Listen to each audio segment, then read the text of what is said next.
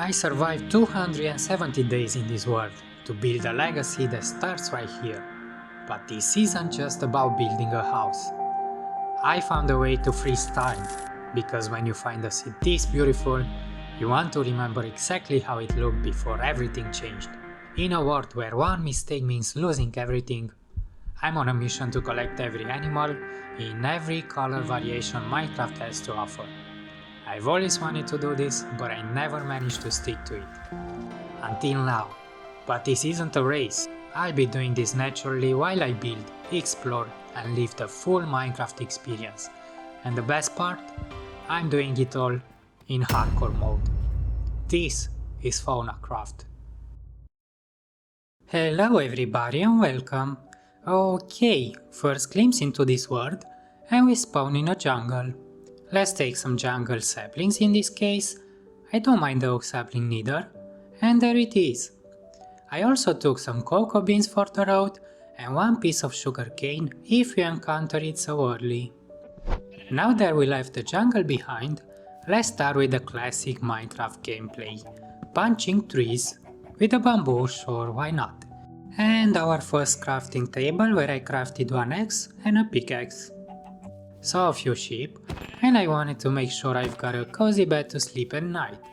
Unfortunately, I didn't manage to find 3 of the same color, but luckily I could craft some dye from the cocoa, and finally I got a bed. I don't mind the beef, but I want the leather more from these cows. With the wooden pickaxe I've made it to Stone Age, where I found a few pieces of coal that I used right away to cook the meat. Now that I got my hands on a stone pickaxe, I could gather our first iron ore. We got a bed and we got food, so now it's time to find the perfect place for our base. Soon enough I saw the largest portal I've ever seen in this game, but nothing good was inside the chest except maybe the iron nuggets. And there it is, the first pillager's outpost from this world, but I decided it's not worth it yet, so let's head to the next ruin portal over there. I could use the fortune tree shovel. Hi buddy, oh my god, you're so beautiful. You kind of remind me of the movie, so I think I'll name you Spirit. Look at this, best friends forever already. Glad I had a ladder from the cows, because the saddle is now craftable. And just like that we have a permanent travel buddy. And he's fast. Spirit is my lucky charm, I'm telling you. He lead me straight to the first village of the series. I'll take this, and here come the first emeralds. Hay bales are awesome source of food, and even emeralds if we manage to find a farmer. Thank you for the iron, sir. And there's the first village. Not impressive, but good enough for the first one.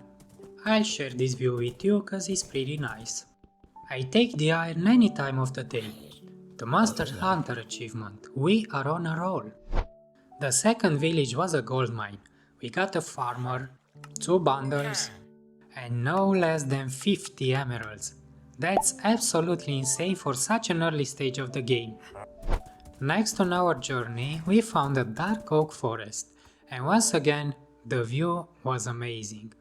I was so amazed that I almost missed the payload garden right below me. Put a fortune tree shovel to use, and after I took saplings of both tree types, I crafted an iron armor just for safety cause I kept hearing mobs nearby.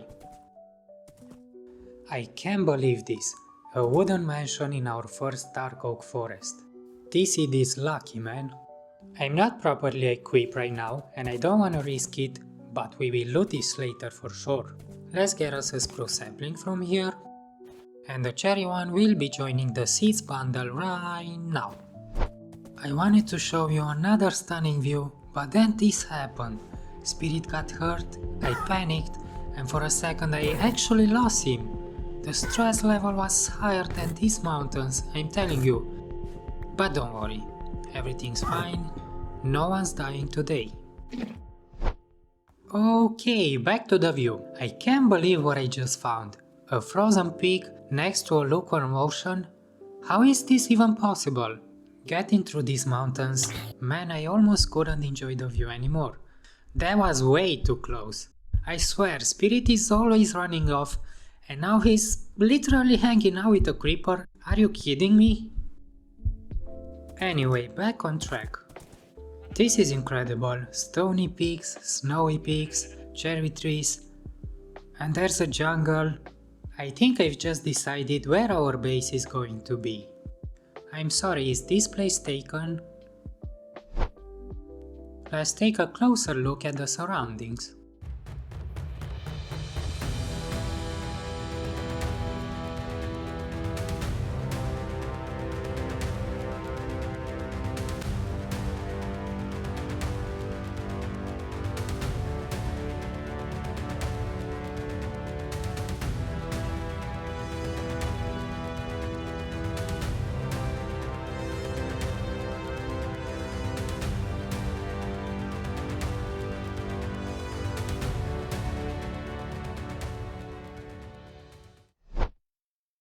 Found a village not too far away from that place, and little did I know this village will become my home for a while. Meet my orange cat, by the way. Now I've decided where I want to build a base, but before we start, there's one thing I want to do first. Create a map of this place exactly as it is now, untouched by human hands. So here we go. I scaled the map twice because this area is absolutely massive. So let's freeze time.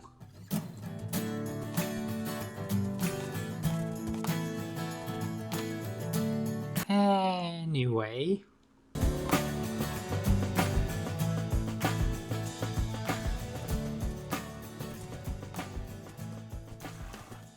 Nice, one down, 1 million to go.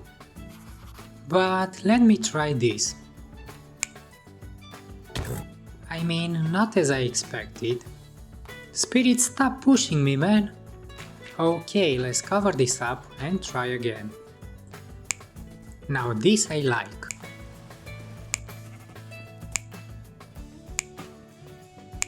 Not again! Man, this was so much easier than riding Spirit through snow, ice, caves, water, and every other biome from this game. All the maps are filled in, so let's craft some glass pane, lock the maps, craft the item frames, and figure out the map order on the wall. Ladies and gentlemen, let me present to you the master map of our new home. Right at the center of it, we're going to build our starter house.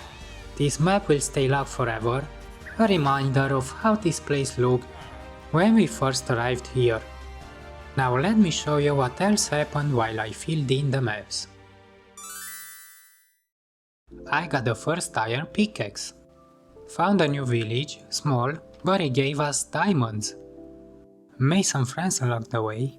By the way, the black cat is the rarest because it only spawns on the full moon. And we got the white and yellow cats as well.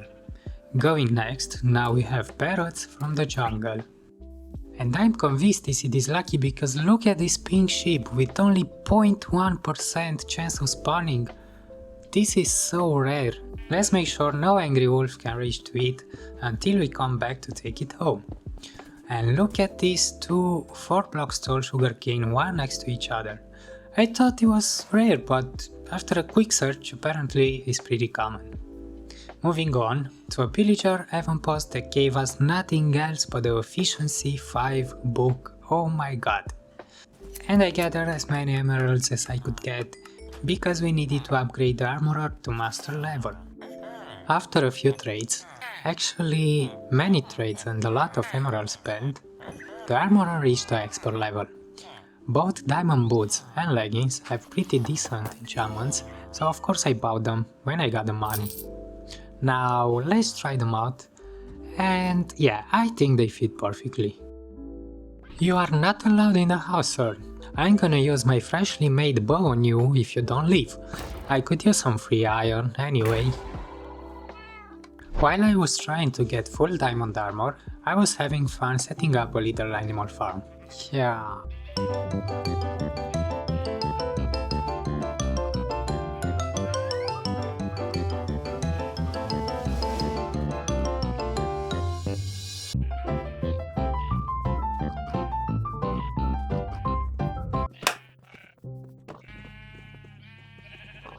Now do you see that potato?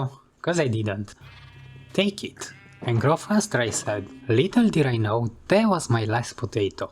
And now I cannot breed pigs anymore. All that effort for nothing. Finally, the armorer became an expert. And even if the helmet wasn't too great, the chest plate was insane. Protection, unbreaking, and thorns. I can't wait to get the money and buy them all.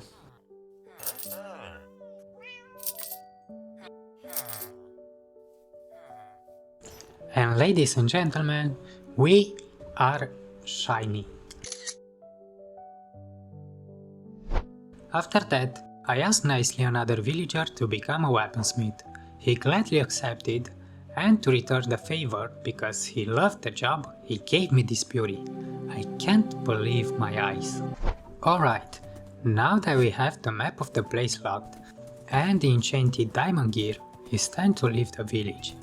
Got some food on the road, load the chest from the donkey with goods, take spirit and head to our very own place. Don't worry, no one was left behind. I will never forget the help received in this village. It will be really nice if in the future we could restore the village as a thank you. That only if I won't die and lose the world, of course. Hopefully. From now on, we can call this land home. After a short examination on the field, I decided terraforming is needed. And man, it took quite a long way using only stone tools. But as I said in the beginning, I won't rush through the game. I want to feel and enjoy the progress, even if placing dirt blocks took me days.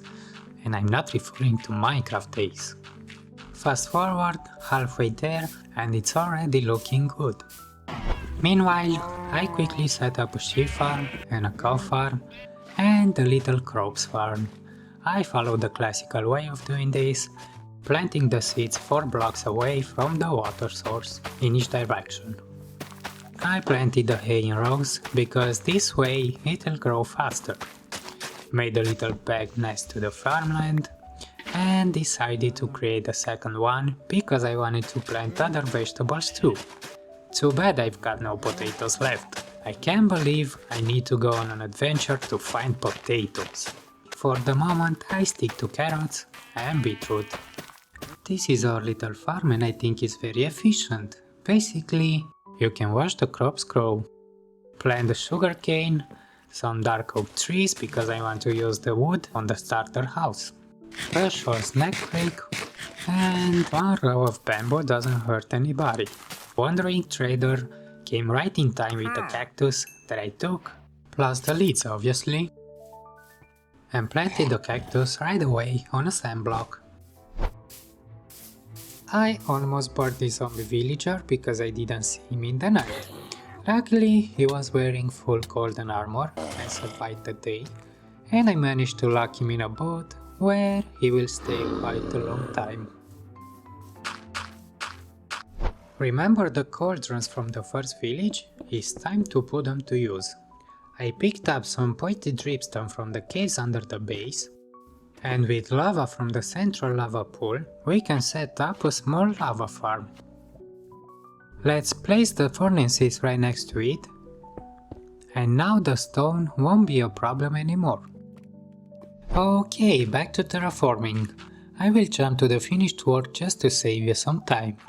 The last part left to do was the cherry hillside, and I wanted to keep it natural. It's not perfect, but for the moment I think it's good. Alright, that's finally done, and honestly I love how this turned out. Now the next step is to start building the starter house, and for that we're gonna need a lot of resources. But hold on, I think we deserve a little upgrade first. And there it is, our first diamond pickaxe. So I slaughtered a few cows to craft some bookshelves, because I think it's finally time to spend some experience on enchanting our diamond pickaxe, and we also solved the hunger issue for a while.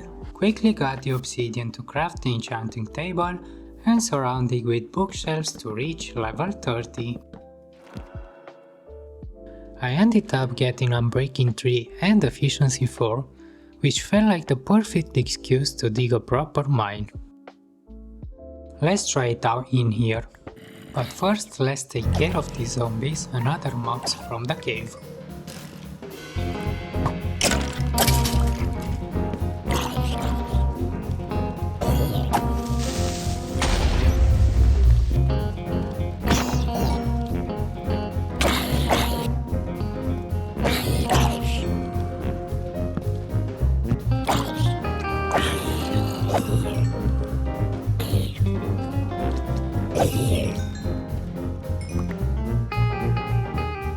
Oh my god.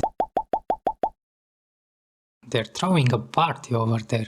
Let's make sure we're not falling down. We need to gather a lot of stone and deep slate for the starter house. And along the way, finding a few diamonds never hurt.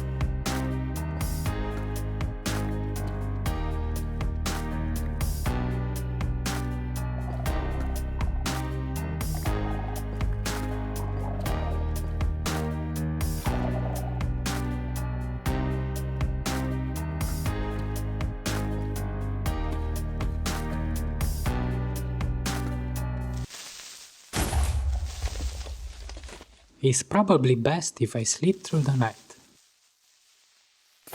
I really wanted to get Fortune 3 on the pickaxe, especially since I kept finding so many diamonds, but I ran out of lapis. So I rushed back into the caves. I'm not gonna lie, I genuinely started thinking lapis might be the rarest ore in the game, because I just couldn't find any, and while searching for it, I almost had a heart attack.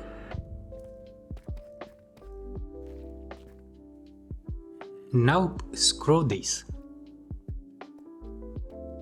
I decided to start strip mining a little higher up. At this point, I didn't even care about diamonds anymore. Just give me some lapis, please.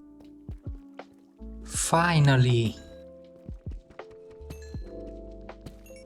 And honestly, running out of lapis turned out not to be such a bad thing, because while searching for it, I found this. A deep slate emerald, right next to a regular stone emerald ore. How rare is that? Now I'm thinking, maybe we should start a collection with every ore in both stone and deep slate variants. I'm open to suggestions. With the lapis finally secured, I enchanted the pickaxe and got silk touch on it. I decided to keep it because even with the lava power furnaces, getting large amount of stone is still a pretty slow process. After adding the efficiency 5 book, the pickaxe was finally ready for work. With all the stone gathered, everything was finally ready, and it was time to start building the starter house. I don't really have an exact plan for this house. I roughly know there will be a main building and a few secondary structures supporting the base, but I'm just going to start building and kind of go with the flow. One thing I know for sure is that I want to build something big and impressive using only the most basic materials. After all, this is a starter house. I want to show that it's not always about how expensive the blocks are, but about the creativity behind the build. So the main materials I'll be using are dark oak, birch, stone, deep slate, of course with their variants. That being said, the first block is placed. The pillars come next, leaving 5 blocks between each other. And I already made a mistake. Stop judging, man, it happens to everyone. Let's connect the pillars with a row of stone bricks, and since we don't want our build to look flat, the entrance will sit slightly behind the front wall. Stonecutter is life-changing for real. We'll add one row of upside down stairs on the top, and one of the bottom for extra support. Obviously, let's strip the pillars. Time for the first floor, and for that we need scaffolding. The pillars stay the same, and this time we connect them at the top. For the walls we're using stone, placed one block behind the pillars to add some depth. Let's add a bit of texture with stone bricks on the wall and a few stone stairs at the base. Now for the second floor, same dark oak pillars connected at the top, but this time the walls will be birch planks. Just realized I need to raise everything up by a block if I want the windows to fit. I think a row of deep slate stairs between the floors will look great. And spoiler alert, it'll match the roof later. For the entrance I want to mirror that offset into a small porch. Here's the window design for the first floor.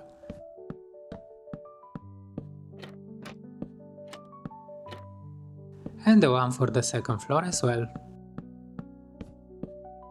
That'll work. Time to decide on the roof design, starting with the porch. And yeah, I like that. Let's extend it outwards by one block and fill it with deep slate bricks.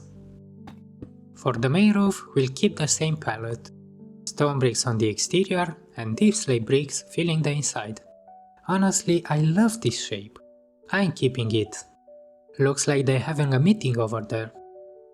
We'll also extend the roof slightly outwards with another row of stairs. Now it's time to add roof windows. I think they are called dormer windows, but I'm not entirely sure. You already know the materials: dark oak pillars, stone for the roof, and birch for the walls. But we're not gonna use deep slate for this. Man, I really like how this turned out. We're gonna add one on the other side of the roof as well. What exactly are you doing on my roof? The main building is finished for now, so let's add a secondary structure on the left side. Same style and materials, just a slightly different design.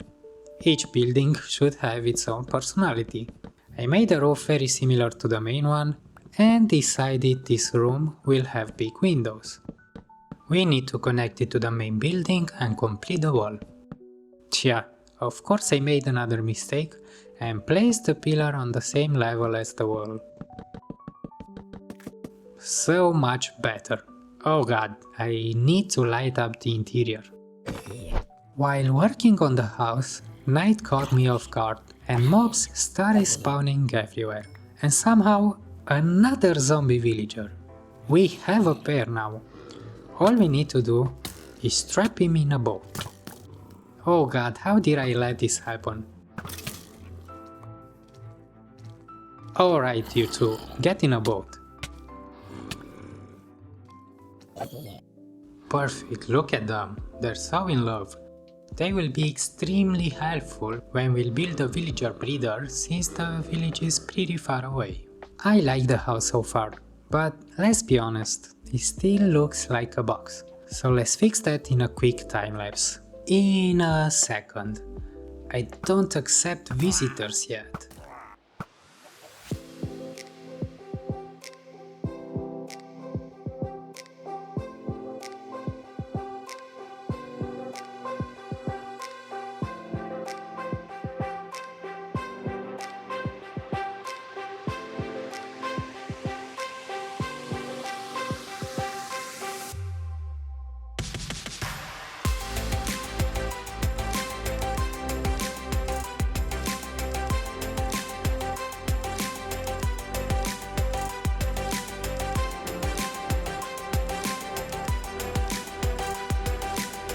I really need to add some light up there. I thought a beam right here would work perfectly. And I was right. But I'm not fully happy with the design, so I'm changing the walls real quick. For the exterior, lectures actually fit surprisingly well here. Covered with birch slabs, and we'll repeat the same idea for the stairs, but using birch stairs instead of slabs. And I'm adding beams to the main porch too, cause I really like how they look.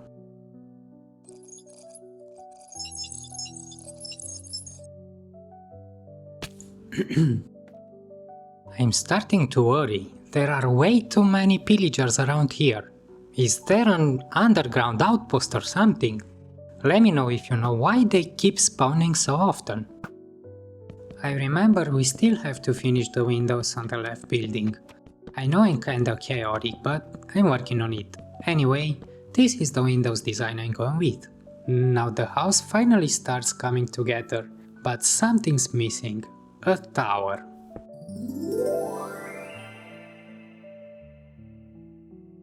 Also, it's time to make the roof spawn-proof. While building the tower roof, I got the idea of adding walls on every roof. Only one problem.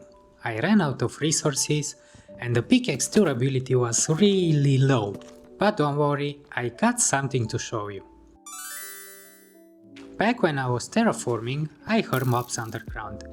After digging down and lighting up the cave, I realized there was a skeleton spawner cause the noise got louder and louder. Finally, I saw the cobblestone. There were skeletons everywhere and a lava pool nearby, so I had to be extra careful. Just imagine if I didn't have the diamond gear. And speaking of diamond, later I turned the spawner into an XP farm.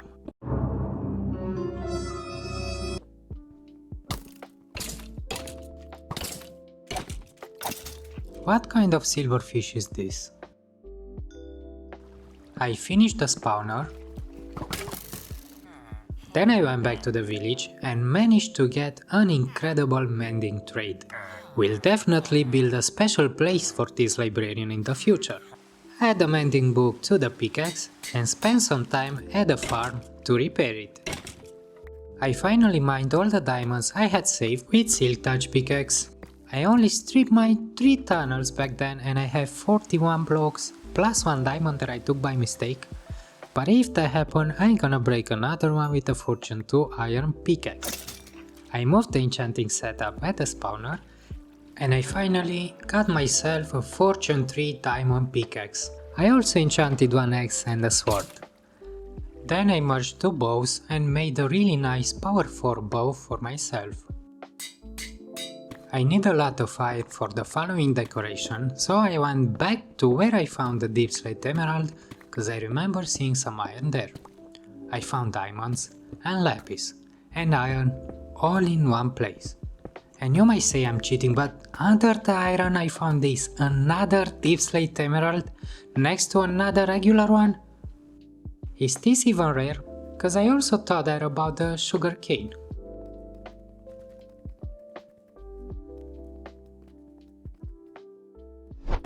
Adding walls on the roof completely changed the look. I honestly fell in love with this design. I never did this, but there's nothing to lose if you try. And no roof is complete without a chimney. I wanted to keep it simple. I used cobblestone and cracked stone bricks.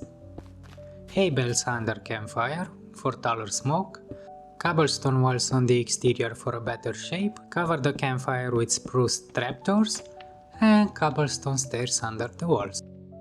I decided to build a chimney on the other roof too, and the only things left unfinished on the roof are the windows. For this, I used the windows design from the first floor. No window is complete without glass, so we're gonna go find some sand. Got a few blocks of sand from a small island within the lake next to us, and on the way back we could admire our house, and it's already looking great. Those chimneys really come out, and it's not even finished. I'm gonna use glass pane instead of glass blocks for even more depth. Guys, are you alright? I kind of started to miss you. Building can be really exhausting, but finally we can move to detailing and decorations. I love the new blocks, these shelves are amazing. I'm definitely gonna overuse them in this series.